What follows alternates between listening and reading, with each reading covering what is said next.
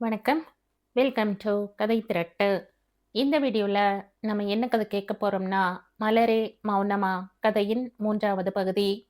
வாங்க கதைக்குள்ள போகலாம். ஹலோ, யார் பேசுவது என்று கேட்ட கீர்த்தனா எதிர்பாராத இன்ப அதிர்ச்சிக்கு ஆளானாள்.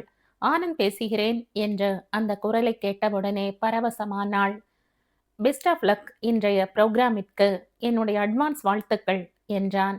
முகம் சிவந்து போன கீர்த்தனா, மாமா என்ன செய்கிறார் என்று ஓரக்கண்ணால் பார்த்து கொண்டே, இன்று கச்சேரிக்கு வருவீர்கள் இல்லையா என்று மெல்லிய குரலில் கேட்டாள். சாரி, எனக்கு இன்னைக்கு வேற வேலை இருக்கிறது, வரமாட்டேன். இன்றைக்கு மெயின் ராகம் என்ன என்று நான் தெரிந்து கொள்ளலாமா என்று கேட்டான். இன்றைக்கு கல்யாணியில் தள்ளி நின்னு தெர பாடப் போகிறேன் என்றாள். எனக்கு என்னவோ கல்யாணி ராக தேவதை எப்பவும் சிகப்பு கலரில் இருப்பாள் என்றே தோன்றும். எனக்கு ரொம்பவும் பிடித்த ராகம் ஜமாயுங்கள் என்றான். இன்னைக்கு எனக்கு காலேஜில் தியரி டெஸ்ட், கிளம்பிக் கொண்டே இருக்கிறேன் என்றாள். அதற்கும் ஒரு பெஸ்ட் ஆஃப் லக் என்று சொல்லி போனை வைத்து விட்டான். ஒரு நிமிடம் கண்களை மூடி நின்றவள், என்னம்மா கிளம்பலையா என்ற மாமாவின் குரலை கேட்டு திடுக்கிட்டு திரும்பியவள் தன் முகத்தை பார்த்தால் யார் என்ன கண்டுபிடித்து விடுவார்களோ என்று பயந்து, தோ கிளம்பி விட்டேன் மாமா, சாயங்காலம் பார்க்கலாம் என்றவாறு படி இறங்கினாள். டிஃபன் டப்பாவை மறந்துட்டியே கீர்த்தனா என்றபடி ஓடி வந்த பூமாவிடம், அத்தை அரை நாளில் வந்து விடுவேன் என்றபடி வண்டியை கிளப்பினாள். பணம் ஏதாவது வேணுமாமா என்று கேட்ட அப்பாவிடம், வேண்டாம்பா, நேற்றுத்தான் பெட்ரோல் போட்டேன், எனக்கு வேறென்ன செலவு என்றாள் கீர்த்தனா. ஸ்கூட்டியில் அவள் கிளம்பி போகும் அழகை பார்த்துவிட்டு உள்ளே வந்தார் பத்மநாபன். உள்ளே வந்த வாசுதேவன், ஏண்டா கௌசிக், ஷியாமளா இருவரையும் கூட்டிக் கொண்டு வந்திருக்கலாம் இல்லையா என்றார். உனக்கு தெரியாதா, அம்மா அப்பாவை விட்டு எங்கே கிளம்புவது சொல்லு என்றார் பத்மநாபன். உள்ளே பூமா செய்திருந்த கலந்த சேவையை ஒரு பிடி பிடித்து கொண்டிருந்தனர். வாசுவும் பத்மநாபனும். வசந்தா குளித்து தயாராகி அவர்களுடன் சேர்ந்து கொண்டாள். எப்படிம்மா இத்தனை சீக்கிரம் சேவையெல்லாம் செய்து முடிக்கிற பூமா என்று கேட்டார் பத்மநாபன். சேவைக்கு என்ன, முன்ன மாதிரி அரைக்கணுமா கொள்ளணுமா, அதான் கடையில ரெடிமேடா விற்கிறதே என்றாள் வசந்தா. தங்கையின் சுபாவமான பொறாமை இன்னும் அவளை விட்டு போகவில்லை என்று நினைத்து கொண்டார் பத்மநாபன். ஏமா வசந்தா, கீர்த்தனாவை என் வீட்டு மாட்டு பெண்ணாக்கி கொள்ள என் பையனுக்கு வயசு குறைச்சல், வந்தனாவை கௌசிக்கு கொடுப்பாயா என்று கேட்டுக்கொண்டிருக்கையிலேயே வந்தனா தடதடவென்று வீட்டு சப்பல் சப்திக்க அங்கு வந்து சேர்ந்தாள். பார்த்து நாள் ஆகியிருந்தது பத்மநாபனுக்கு. அவளை பார்த்ததும் தூக்கி வாரி போட்டது. ஒட்ட வெட்டிய பாய் ஸ்கிராப், மஞ்சளில் டைட் முக்கால் பேண்ட், வெரி நைஸ் என்று எழுதப்பட்ட டார்க் நீல குட்டை டிஷர்ட், நெற்றியில் பொட்டில்லை, வலது கையில் வெள்ளி கலரில் ஸ்ட்ரா போட்ட ரிஸ்ட் வாட்ச், கழுத்தில் வெள்ளை கலர் சங்கிலி. என்ன டிஃபன் அத்த என்று கேட்டபடியே டைனிங் சேரில் உட்கார்ந்தவள் மாமாவை பார்த்ததும், ஹை மாமா, எப்ப வந்தீங்க? கௌசிக், மாமி எல்லாரும் ஓகேயா என்று கேட்டாள். பூமா சேவையை ஒரு தட்டில் வைத்து கொண்டு, வர என்ன அத்த, சேவையெல்லாம் ஒரு பிரேக்ஃபாஸ்டா, நான் காலேஜில் பார்த்துக்கிறேன் என்றவள். அம்மா, இன்னைக்கு என்னோட ஃப்ரெண்டு ஷியாமுக்கு பிறந்த நாள், சாயந்தரம் எல்லோரும் ஒரு ஹோட்டல்ல அவனுக்கு பார்ட்டி கொடுக்கிறோம், எனக்கு ஒரு 2000 ரூபாய் வேணும் என்றாள். உடனே வசந்தா தன் ஹேண்ட்பேக்கில் இருந்து 500 ரூபாய் நோட்டுகளை எடுத்து அவளிடம் கொடுத்தாள். எண்ணி பார்க்காமலேயே தன் ஹேண்ட்பேக்கில் திணித்து கொண்ட வந்தனா, பாய் எவரிபடி என்று கையாட்டி விட்டு புறப்பட்டு விட்டாள். ஏமா கேட்டனே, வந்தனாவை கௌசிக்கிற்கு கொடுப்பியா? அவனும் பிஇ எம்பிஏ முடித்து விட்டான். அடுத்த மாதம் பெங்களூரில் டாடா கம்பெனியில் வேலையில் சேர்கிறான். அடுத்தது வெளிநாட்டு பயணம்தான், என்ன சொல்ற என்றார். தன் ஹீரோ ஹோண்டா சாவியை மறந்து எடுத்து போக உள்ளே வந்த வந்தனா இவர்கள் பேசுவதை கேட்டாள். என்ன மாமா, பைத்தியக்காரத்தனமா நான் கௌசிக்கை கல்யாணம் செய்து கொள்வதா? எனக்கு சிரிப்புத்தான் வருகிறது. அது ஒரு சரியான நன்னிலம். நான் ஃபேஷன் டிசைனிங்கில் பெரிய ஆளாகும் உத்தியோகத்தில் இருக்கிறேன். இந்த அபத்தமான யோசனையை எல்லோரும் மனதில் இருந்து துப்புரவாக எடுத்து விடுங்கள். எல்லாம் என்ன சரியா என்றாள். சாவியை எடுத்துக்கொண்டு விறுவிறுவென்று கிளம்பிவிட்டாள். வாசுவிற்கும் பத்மநாபனுக்கும் முகம் சிரித்து போய்விட்டது. பூமா உள்ளே போய்விட்டாள். வசந்தா, அண்ணா, அவள் சற்று குழந்தைத்தனமாக இருக்கிறாள், அவ்வளவுதான். நீ ஒன்றும் மனதில் வைத்துக் கொள்ளாதே என்றவள். சரி, நான் தமயந்தி பார்கவி வீட்டு கிரக பிரவேசத்திற்கு புறப்படுகிறேன். சாயந்தரம் முடிந்தால் கச்சேரிக்கு வருகிறேன். பூமா, நான் சாப்பிட வரமாட்டேன் என்று சொல்லிவிட்டு கிளம்பிவிட்டாள். மாடியில் ரூமில் போய் உட்கார்ந்தனர் மச்சினரும் மாப்பிள்ளையும்.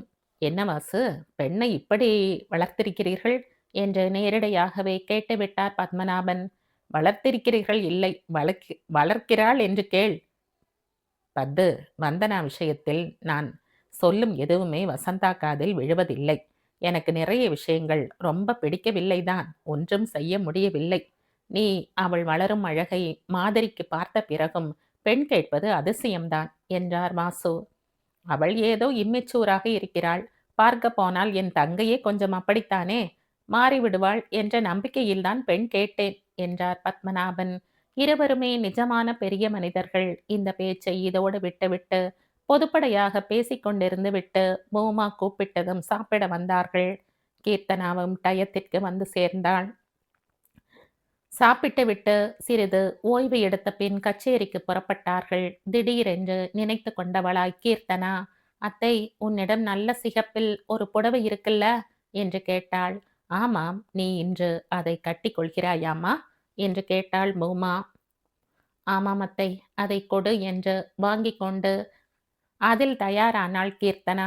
காலையில் ஆனந்தின் போன் வந்ததில் இருந்து அவளுக்கு கொஞ்சம் மூட் ஆஃப் தான். ஆனால் கூடவே தன்னை கட்டுப்படுத்தி கொண்டாள். அவன் யார், நாம் யார்? சரியாக 10 நிமிடம் கூட அவனுடன் பேசவில்லை.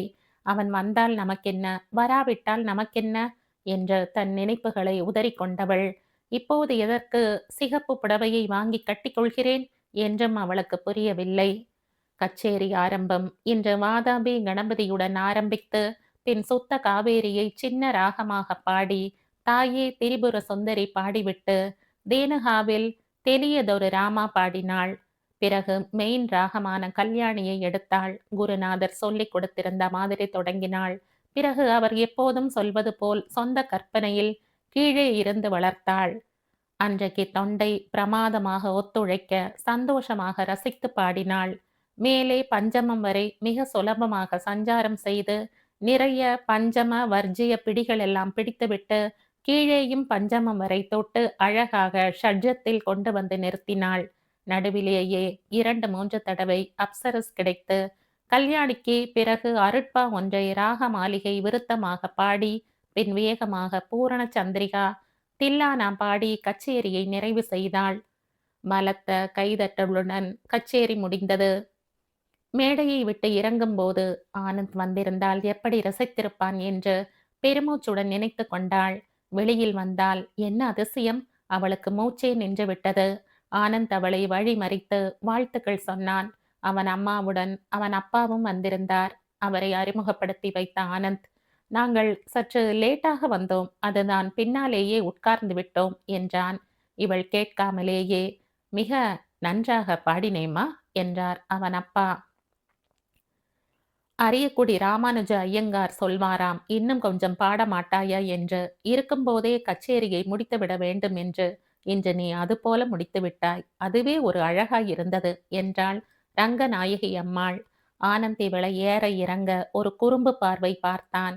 இவளுக்கே தன் புடவை கலர் பற்றி அப்போதுதான் கவனம் வந்தது. இப்படி இவன் சொன்னான் என்பதற்காக சிகப்பு புடவையை கட்டிக்கொண்டு வந்திருக்க வேண்டாம் என்று தோன்றியது. மிகவும் கூச்சமாக இருந்தது. அவன்தான் வரமாட்டேன் என்று சொல்லியிருந்தாலும் கண்டிப்பாக வருவான் என்று தன் உள் மனம் எதிர்பார்த்து கொண்டிருந்தது என்று தானே அப்போதுதான் உணர்ந்தாள். அதற்குள் பத்மநாபன், வாசுதேவன், பூமா எல்லோரும் வந்து சேர்ந்து கொண்டார்கள். வாசு ஆனந்தின் அப்பாவிற்கு பத்மநாபனை அறிமுகம் செய்து வைத்தார். வசந்தாவும் வந்துவிட்டாள். கீர்த்தனாவிடம், நீ 2வது பாட்டு பாடும்போதே நான் வந்துவிட்டேன். என் சிநேகிதிகள் எல்லோரும் நீ நன்றாக பாடுகிறாய் என்று மெச்சிக் கொண்டார்கள் என்றாள். அவளுக்கும் ஆனந்தின் அப்பா அம்மாவை வாசு அறிமுகப்படுத்த நாங்கள் உள்ளேயே அடுத்த கச்சேரிக்கு உட்காருகிறோம் என்று திரும்பினார்கள். இவள் பக்கம் திரும்பின வசந்தா, எதற்காக இப்படி ஒரு சிகப்பு புடவையை கட்டி கொண்டு வந்திருக்கிறாய்? உன் கலருக்கு சூட்டாகுமா என்று யோசிக்க வேண்டாமா?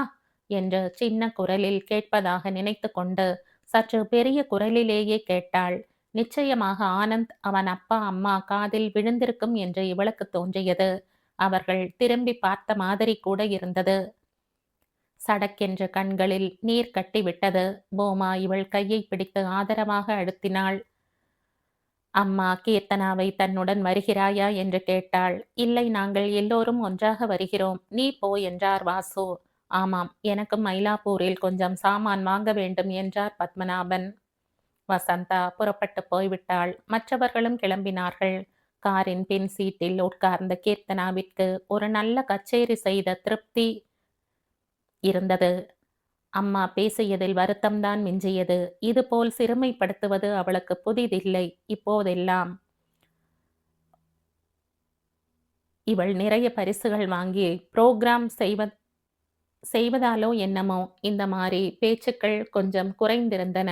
இன்று திரும்ப என்ன ஆச்சோ தெரியவில்லை. சின்ன வயதில் எல்லாம் துணிமணி வாங்க ஒன்றாக கடைக்கு போவார்கள். இவள் சிகப்பு பச்சை என்று அடர்த்தி வண்ணங்களில் ஏதாவது எடுப்பாள். ஏய் கீர்த்தனா, அது கீழே வை. அதை வந்தனாவுக்கு வேண்டும்னா எடுத்துக்கிறேன். இந்தா, இந்த கிரீம் கலரை நீ எடுத்துக்கோ என்பாள். இப்படி 4 தடவையான பிறகு கீர்த்தனா வசந்தாவிடமே நீ எதை வாங்கினாலும் போட்டுக்கொள்கிறேன் என்று சொல்லிவிடுவாள். வசந்தாவும் கிரீம், ப்ளூ, வெளிர் பச்சை என்ற ஏதாவது வாங்கி வருவாள். கூடவே வந்தனாவிற்கு பளிச் நீலம், மஜந்தா, சிகப்பும் கருப்புமாக டிசைன் என்று வாங்கி வருவாள். இவளுக்கு அதையெல்லாம் பார்த்தால் ஆசையாக இருக்கும். ஆனால் காண்பித்துக் கொள்ள மாட்டாள்.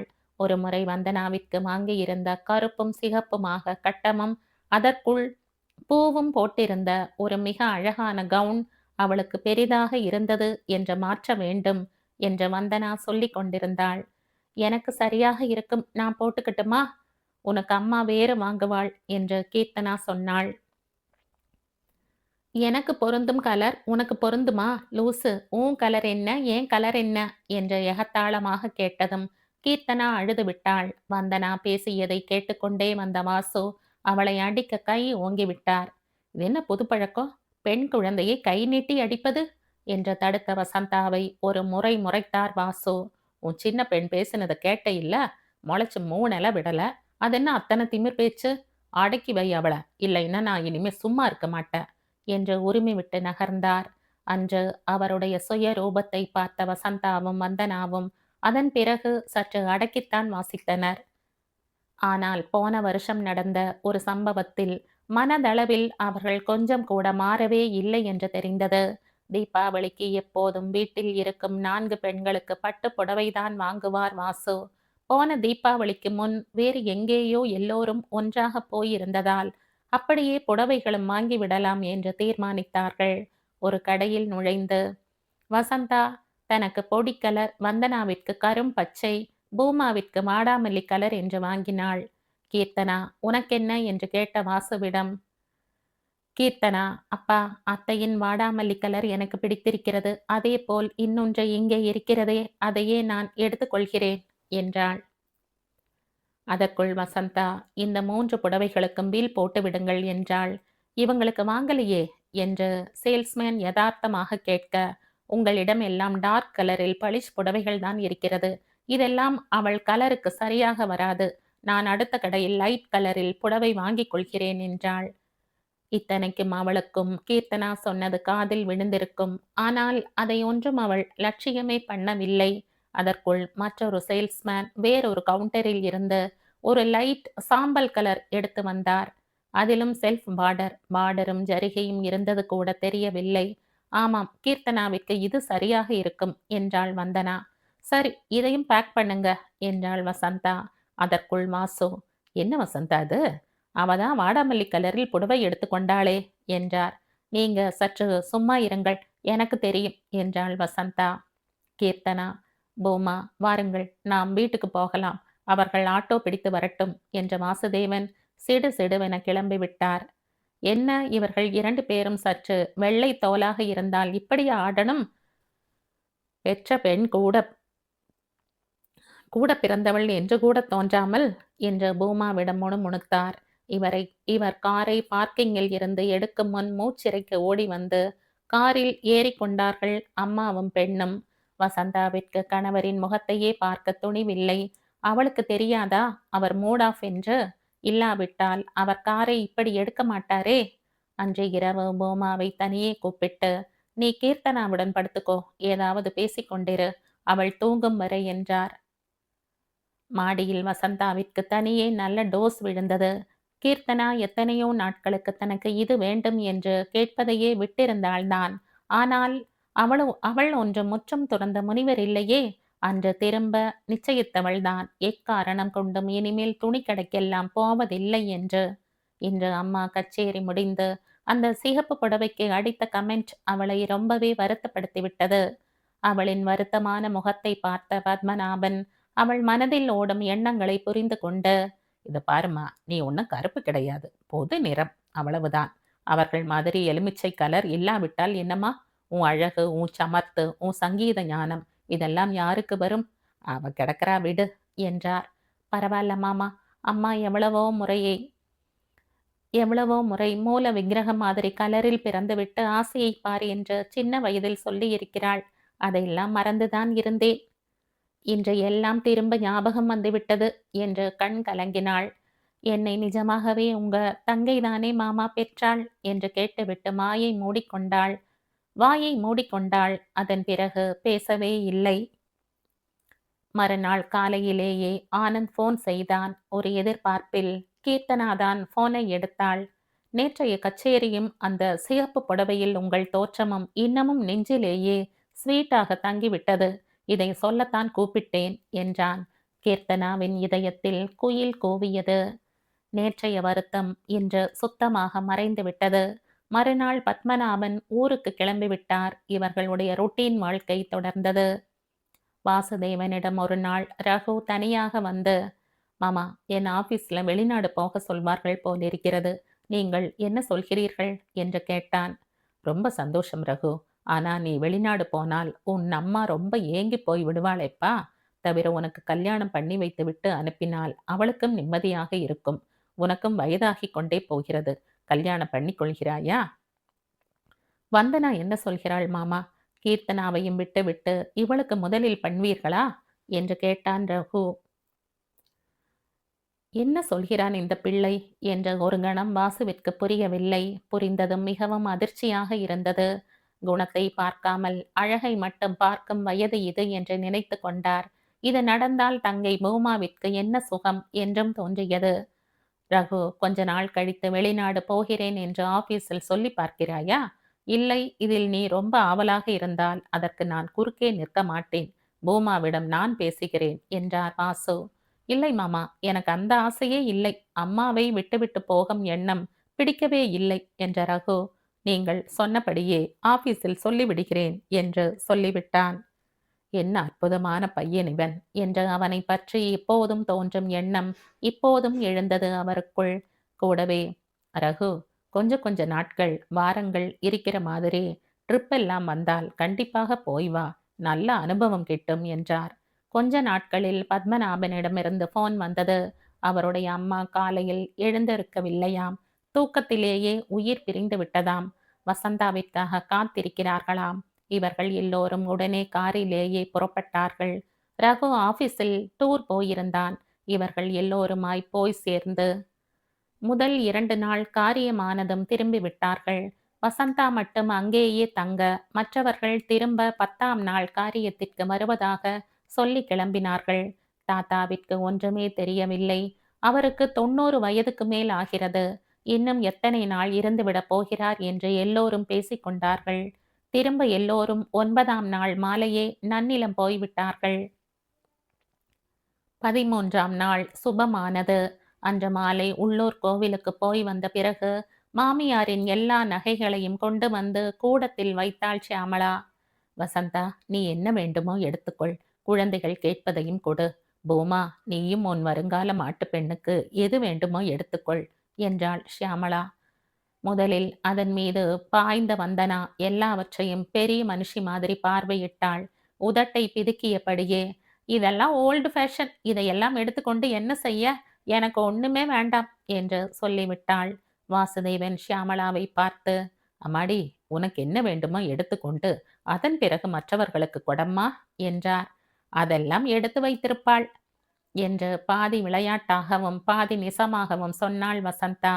தொடர்ந்து வாயடைத்து போன மற்றவர்கள் பேசும் முன்னே, எனக்கு எதுவும் தேவையில்லை, என்னிடம் இல்லாததா, எல்லாம் மகா பழைய மாடல் வேறு என்றாள்.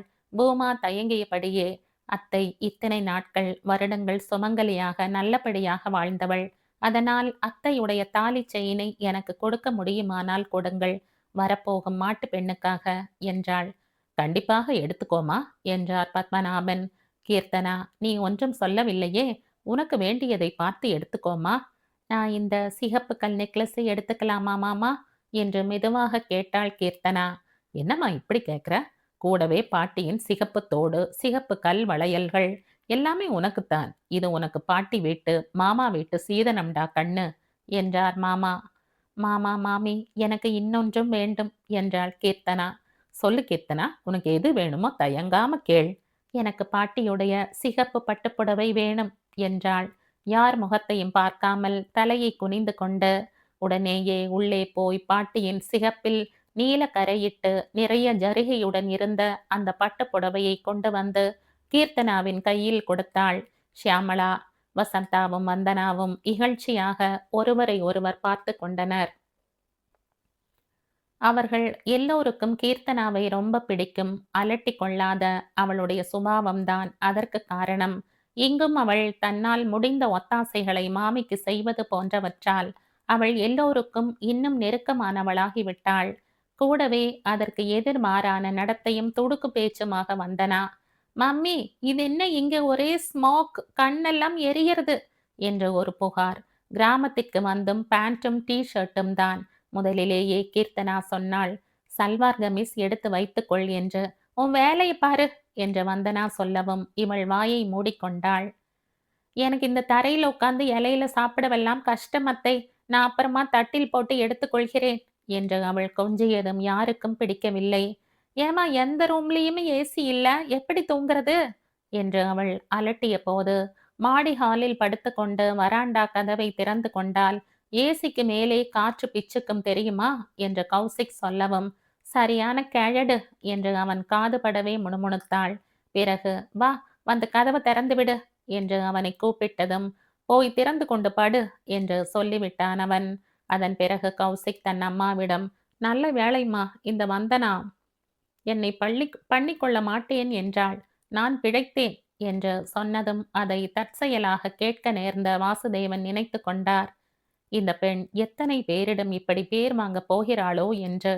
முதலில் வந்தனா வரவே மாட்டேன் என்றுதான் சொன்னாள்.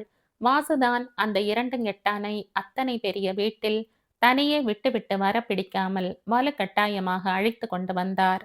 எப்படி ஒரே வயிற்றில் பிறந்த இரண்டு பெண்கள் இப்படி குணங்களில் வேறுபட்டு நிற்கிறார்கள் என்பது அவருக்கு புதிராகவே இருந்தது. ஷியாமளாவானால் கணவரிடம் வாய்விட்டே சொல்லிவிட்டாள். இந்த கீர்த்தனா பொண்ணு ஒரு 2 வயசு சின்னவளா இருக்கக்கூடாதா? அழகா நம் மருமகளாக்கி கொண்டிருக்கலாமே என்று. மறுநாள் எல்லோரும் ஊருக்கு திரும்பும்போது காரில் வசந்தா, ஷியாமளாவின் பொல்லாத்தனத்தை கவனித்தாயா பூமா என்றாள். எனக்கு புரியலையே மன்னி என்றாள் பூமா. என்னவோ இவள் ரொம்ப நியாயஸ்தி மாதிரியும், இவளிடம் ரொம்ப நகைகள் குவிந்து கிடக்க, நாம் என்னவோ ஒன்றும் இல்லாதவர்கள் போலவும் எல்லா நகையையும் காட்டி உபச்சாரம் பண்ணாளே, அதைத்தான் சொல்கிறேன், எல்லாம் நடிப்பு என்றாள் வசந்தா. மன்னி சொல்வது நிச்சயமாக தவறு என்று தெரிந்தாலும் வாயை திறக்கவில்லை பூமா. வசந்தாவை ஒரு முறை முறைத்தார் வாசு. அதன் பின் காரில் பேச்சே இல்லை. கீர்த்தனா மனதிற்குள்ளே ஏதோ பாடிக்கொண்டே வர, வந்தனா காதில் ஹெட்போனில் ஏதோ திடும் திடும் மியூசிக் கேட்டுக்கொண்டு வர, பூமா ஸ்லோகம் படித்து கொண்டு வர நேரம் ஓடிவிட்டது. அடுத்த மாதம் கீர்த்தனாவிற்கு ரிசல்ட் வந்துவிட்டது. கல்லூரியிலேயே முதல் மாணவியாக டிஸ்டிங்ஷனில் பாஸ் செய்திருந்தாள். அதற்காக அவளுக்கு தங்கப்பதக்கம் கொடுத்து கௌரவித்தார்கள். வீட்டில் எல்லோருக்கும் சந்தோஷம் தலைக்கால் புரியவில்லை. சாந்தலட்சுமியும் நரசிம்மனும் கூப்பிட்டு மனதார பாராட்டினார்கள். வசந்தா தன் முக்கியமான சிநேகிதிகளுக்கெல்லாம் போன் செய்து மிகவும் அலட்டி கொண்டாள். பூமா மருமாளை நிற்க வைத்து சுற்றி போட்டாள். வந்தனா இதற்காக சந்தோஷப்பட்டதாக சற்று காட்டிக் கொண்டாலும் பொறாமைப்படுவது கூட தன் தகுதிக்கு குறைவு என்று நினைத்து கொண்டாள். வாசு சுந்தரராஜன் வீட்டுக்கு போன் செய்து விஷயத்தை சொன்னார். அவர்கள் எல்லோரும் மிகவும் சந்தோஷித்து தங்களது வாழ்த்துக்களை தெரிவித்தார்கள். வாசுதேவன் அவர்களிடம், எங்கள் வீட்டிற்கு வாருங்கள் என்று கூப்பிட்டு கூப்பிட்டு எனக்கு போர் அடித்து விட்டது. எப்போது வருவீர்கள் என்று கேட்டார். எப்போது என்ன, இன்றைக்கே நாங்கள் எல்லோரும் வருகிறோம். என் பெண்ணும் மாப்பிள்ளையும் இன்று இங்கே வருகிறார்கள். என் பெண் கூட கீர்த்தனாவை பார்க்க வேண்டும் என்றாள். அவர்களையும் அழைத்து வருகிறோம் என்றார் சுந்தரராஜன். பேஷாக அவர்களையும் அழைத்து வாருங்கள். அப்புறம் ராத்திரி இங்கேதான் உங்கள் எல்லோருக்கும் சாப்பாடு என்றார் வாசன். அதெல்லாம் எதற்கு வாசுதேவன், நாங்கள் வெறுமே வந்து போகிறோம். சாப்பாடெல்லாம் அப்புறம் பார்த்து கொள்ளலாம் என்றார் சுந்தரராஜன். இல்லை இல்லை, நாம் எல்லாம் பழைய சிநேகிதர்கள். அந்த உரிமையில் கூப்பிடுகிறேன். கண்டிப்பாக உங்கள் எல்லோருக்கும் ராத்திரி சாப்பாடு இங்கேதான் என்று சொல்லி போனை வைத்து விட்டார் வாசு. போனை வைத்ததும் வாசுவை பிலு பிலுவென்று பிடித்து கொண்டாள் வசந்தா. என்ன கேட்காம நீங்க எப்படி யாரையும் சாப்பிட கூப்பிடுவீர்கள்? எனக்கு இன்று வேறு வேலை இருக்கிறது என்றாள். என்ன அப்படி தலை போகிற வேலை? லேடிஸ் கிளப் போகணும், அவ்வளவுதானே? இன்றைக்கு நீ போக வேண்டாம். என்னை தேடி அதிகம் யாரும் வருவதில்லை. இன்று அவர்கள் வருவது எனக்கு ரொம்ப முக்கியம் என்றார் வாசு. இல்லை, இன்று திருவான்மையூரில் ஒரு அனாதை ஆசிரமத்திற்கு நிதி கொடுக்க போகிறோம். போனால் பேப்பரில் போட்டோ வருமே என்று நினைத்தேன். நான் சற்று புகழ் பெறுவது உங்களுக்கு பொறுக்காதே. சரி சரி, நான் போகவில்லை. போகவில்லையே என்ற முகத்தை தூக்கி வைத்துக் கொண்டிராமல் சடசடவென்று வேலையை பார். நல்லபடியாய் வருகிறவர்களுடன் பேசி நடந்துக்கோ என்று சற்று காட்டமாகவே சொல்லிவிட்டு நகர்ந்த வாசு, பூமா, மத்தியானத்துக்கு சமையல் செய்து விட்டாயாமா என்று கேட்டார். இல்லை அண்ணா, ராத்திரி கிராண்ட் டின்னர் இருக்கில்லையா, அதனால இப்போது என்ன செய்யலாம் என்று யோசித்துக் கொண்டிருக்கிறேன் என்றாள் பூமா. இந்த பார், இப்போது ஒரு ரசம், அப்பளம், தயிர் சாதம், ஊறுகாய் போதும் என்றார் வாசு. அதெப்படி போதும், எனக்கு ரொம்ப பசி என்றாள் வசந்தா. சரி, அப்போ ஒன்று பண்ணு, நீ போய் கூட்டு கறி எல்லாம் இப்ப பண்ணு. பூமா ராத்திரி டின்னரை பார்த்து கொள்வாள் என்றார் வாசு. அவரை ஒரு முறை முறைத்து பார்த்துவிட்டு அங்கிருந்து நகர்ந்தாள் வசந்தா. பூமா, சித்திர குளத்தங்கரையிலிருந்து ஒரு மாமி நாள் கிழமை என்றால் உனக்கு ஒத்தாசைக்கு வருவாளே, அவளை வேண்டுமானால் வர சொல்கிறாயா என்றார் வாசு. வந்தால் சௌகரியமாகத்தான் இருக்கும். ஆனால் மாமி பல ஜோலிக்காரி, கிடைக்கணும், ஃபோன் பண்ணி பார்க்கிறேன் என்றபடி பூமா ஃபோன் செய்ய, மாமி ஊரில் இல்லையாம் அண்ணா என்றாள். இதற்குத்தான் வீட்டு பொம்மநாட்டிகளிடம் கேட்டுக்கொண்டு யாரையும் சாப்பிட கூப்பிடணும் என்பது. இப்போது யார் முழுவதும் செய்வது? என்னால் ஒன்றுமே முடியவில்லை என்றாள் வசந்தா. உனக்கு என்னைக்கு முடிந்தது? இப்போ உன்னை யார் என்ன செய்ய சொல்கிறார்கள்? பூமா, நான் அவர்களுக்கு போன் செய்து இன்னொரு நாள் வர சொல்கிறேன் என்றார் வாசு. என்ன அண்ணா, இது நன்றாக இருக்கிறதா? ஒரு சமையல் செய்து 4 பேருக்கு போட முடியாமலா நான் இருக்கிறேன்? இன்று வெள்ளிக்கிழமை, குழந்தை ரிசல்ட் வேறு வந்திருக்கிறது. 4 பேரோடு சேர்ந்து சாப்பிட்டு கொண்டாட கொடுத்து வைத்திருக்க வேண்டாமா? நான் சமாளித்துக் கொள்கிறேன் என்றாள் பூமா. பின் தன் குரலை உயர்த்தி, கீர்த்தனா, கீர்த்தனா என்று கூப்பிட்டாள். இன்று இரவு ஆனந்த் வருகிறான் என்ற செய்தி தெரிந்ததுமே தனக்கு ஏற்பட்ட ஆனந்த பரவசத்தை யாராவது கண்டுபிடித்து விடுவார்களோ என்று பயந்து மாடிக்கு ஓடிவிட்ட கீர்த்தனா அத்தையின் குரலை கேட்டதும், தோ வந்துவிட்டேன் அத்தை என்று சொல்லிக்கொண்டே கீழே இறங்கி வந்தாள். அப்பா ராத்திரி வருகிறவர்களுக்கு சாப்பாடு என்று கூப்பிட்டு விட்டார். கோதை மாமி வேறு ஊரில் இல்லை. நீ கொஞ்சம் எனக்கு கூட மாட ஒத்தாசை செய்வாயாமா? இல்லையானால் இன்னொரு நாள் வர சொல்லணும். என்ன சொல்கிறாய் என்று கேட்டாள். என்ன அத்தை, நீ சொன்னால் நான் செய்ய மாட்டேனா? நான் உன்னுடனேயே இருக்கிறேன் என்றாள் கீர்த்தனா. அவளை சந்தோஷத்துடன் தட்டி கொடுத்து கொண்டே வசந்தாவிடம், நாங்கள் பார்த்து கொள்கிறோம் மன்னி, நீ கவலைப்படாதே என்றாள் பூமா. எப்படியோ போங்கள் என்று நகர்ந்து விட்டாள் வசந்தா. மெனு என்ன அண்ணா என்று கேட்டாள் பூமா. உனக்கு எது சௌகரியமோ அதுதான் மெனு. எல்லோருமாக 11 பேர் இருப்போம். உனக்குத்தான் ஸ்ட்ரெயின் என்றார் வாசு. அதெல்லாம் ஒன்றுமில்லை. வாங்கி பாத், தயிர் வடை, தேங்காய் சாதம், ஆலு வதக்கல், தயிர் சாதம், மாங்காய் ஊறுகாய், பால் பாயசம் போதுமா அண்ணா? பிரமாதம். முருகேசி கூப்பிட்டு வேணுங்கிற சாமானை வாங்கி வர சொல்லு. நீ போய் ரெஸ்ட் எடு அண்ணா, நானும் என் மருமாளும் ஜமாய் சுடுவோம் என்று பூமா சொல்ல, தேங்க்யூ பூமா என்று சொல்லிக்கொண்டே மாடிக்கு போய்விட்டார் வாசு. கீர்த்தனா வேலைக்கு சாயந்தரம் பாக்கியா வரும்போது அவளை சற்று ராத்திரி இருந்துவிட சொல்லணும். வந்ததும் சொன்னால் அவள் பிள்ளை ஆபீஸுக்கு போன் செய்து சொல்லிவிடுவாள் என்றாள். இருவருமாக களத்தில் இறங்கினர். முதலில் மத்தியான சாப்பாட்டை முடித்துக்கொண்டு சற்று ரெஸ்ட் எடுத்த பின் இரவு டின்னருக்கும் ரெடி பண்ணி அழகாக கச்சிதமாக அவர்கள் செய்து முடிக்கும்போது மணி 7:30 இருக்கும். இருவரும் முகம் கழுவி புடவை மாற்றி ஹாலுக்கு வந்து விட்டனர். ஆனந்த் அவன் பெற்றோர் எல்லோரும் சற்று நேரத்தில் வந்து விட்டனர். நன்றாக ட்ரெஸ் செய்து கொண்டு கீழே வந்த வாசுதேவனும் வசந்தாவும் எல்லோரையும் வரவேற்றனர். கீர்த்தனாவும் கொஞ்ச நேரம் ரூமை விட்டு வெளியே வரவே இல்லை. அவளுக்கு கால்கள் துவண்டு என்னவோ செய்தது.